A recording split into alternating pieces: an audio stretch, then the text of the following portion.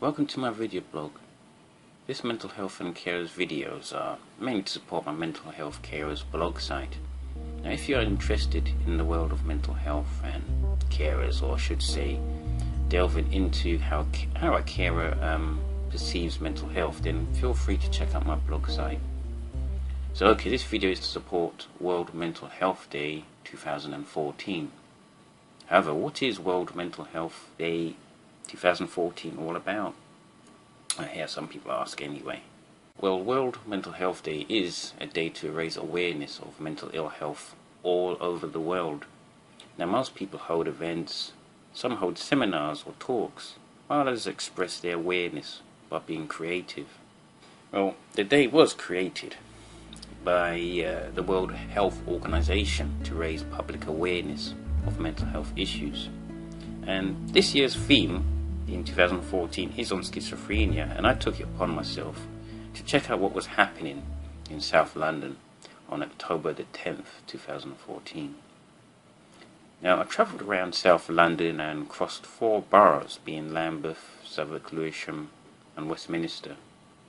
The first stop was Lambeth, where I visited Brixton Library to check out the Southwark and Lambeth Mind store, which was held by Earl Pennycook, who's a joint interim director and manager of Southwark and Lambeth Mind. And the store was also held by Alistair, who explained a bit more about the services. Now, Lambeth and Southwark Mind is an independent local charity working for the well-being of people in the boroughs of Lambeth and Southwark who are experiencing any kind of mental distress, and they provide information and support and campaign for better services.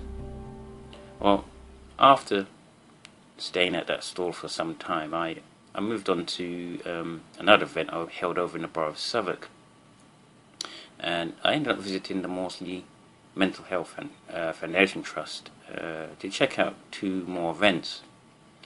The first was an art exhibition from the artist Pat Mear. That exhibition was called Pebbles and Pathways. The exhibition was shown at the Long Gallery, which is actually quite a long corridor, displaying artworks around, I believe, each month or so. And I talked to Pat Mear about her art, and I really enjoyed our friendly chat.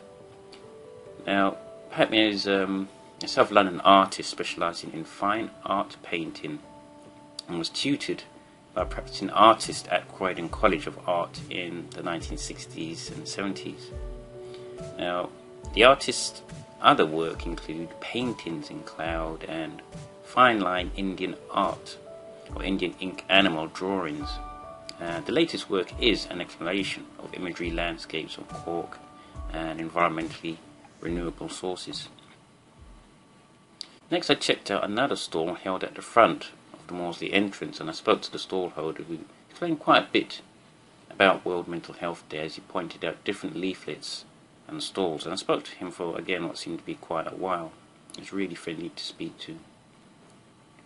I then headed to the borough of Lewisham, where I stopped off at the Horniman Museum to speak to Mo Saunders, who is the founder and artistic director CELAN, which is short for South East London Arts Network. And I heard that CELAN were doing an event, so I thought, why not pay Mo a visit?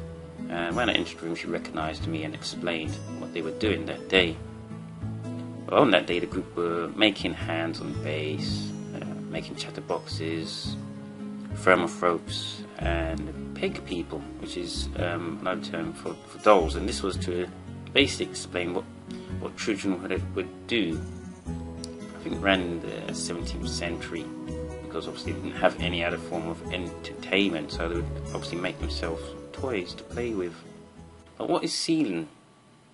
Well, CELAN, which stands for South East London Arts Network, offer creative services to people living in the London Borough of Lewisham who have severe and enduring mental health support needs. Network Arts offers basically a range of activities, including mosaics, creative crafts, and a creative writing group. And sometimes I see them over at the Dragon Cafe and doing a workshop there. After going home for a break, I headed out and checked out the last event, which was held over in the London Borough of Westminster. And the event was to do with art, and mental health. I decided to sit in and listen to a panel discussion and interview about the Edmondson collection, where it was discussed about the Edmondson Festival held over at the Maudsley Learning Centre. Now, Edward Adamson, who lived from 1918 to 1996, was famous for using his art as therapy and expression. And we heard from Dr. David O'Flynn, who is the consultant psychiatrist at SLAM, standing for South London and Maudsley, and he's also chair of the Adamson Collection, speaking about who was involved at the festival. And we were shown a series of films and slides of the work that took place. Next was Andrew Locke, who is the media production professional and an expert by experience. And he spoke about the films he made and his experience of Salience, and discussed how he was looking for a concept of mental health. And unfortunately, I could not stay too long, but next to speak was Dr. Olivia Sagan, who is an academic coordinator in psychology. And she was talking about her new book, Narratives of Art Practice and Mental Wellbeing. And last to speak was Dr. Tom Ward of King College London, therapy coordinator, talking about the Avatar study.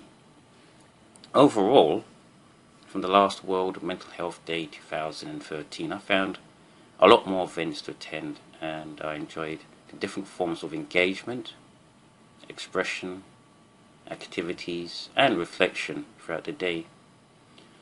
I was even lucky enough to have written a blog about my experience as a carer, and that was picked up by PsychMed, which I'm really grateful for them doing that. I hope all these activities make World Mental Health Day more than just a day of emphasizing the importance of mental health and well-being for all. Thank you for watching.